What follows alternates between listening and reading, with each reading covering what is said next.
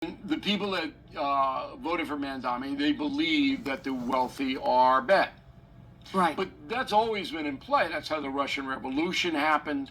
That's how Cuba lost all freedom, and Castro came in. Mamdani very much like Castro.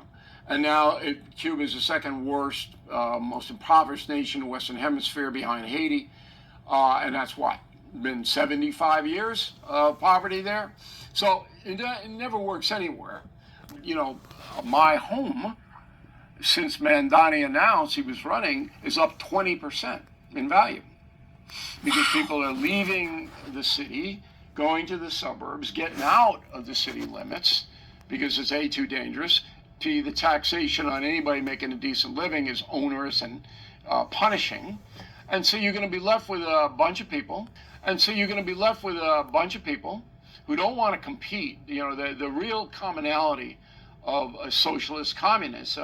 We don't want to compete. We don't want to do what it takes to succeed in a capitalistic system. It takes hard work. It takes, you got to be very persistent. It takes education. It takes developing a skill set. They don't want to do that. Right. You just give me mine. Guaranteed income. New York City, with about half of the voters being born overseas, now you have a movement to get into the socialism, communism area. Institution government can't seize proper property in this country. Can't do it. Okay? But what will happen is Mamdani will make so many regulations on landlords. And most people in New York City live in rental units. They don't own. All right?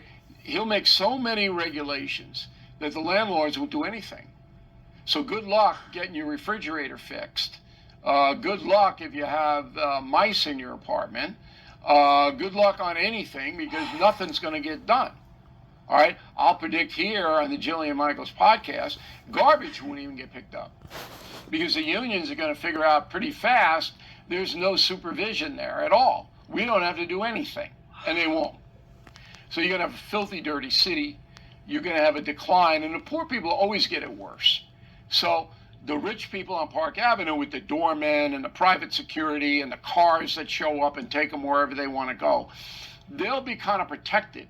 The people in the Bronx, the people in Brooklyn, in Bed-Stuy, wherever it may be, they're going to be just miscreants all over the place, because Mamdani doesn't want to punish what he calls low-level crimes. You know what a low-level crime is?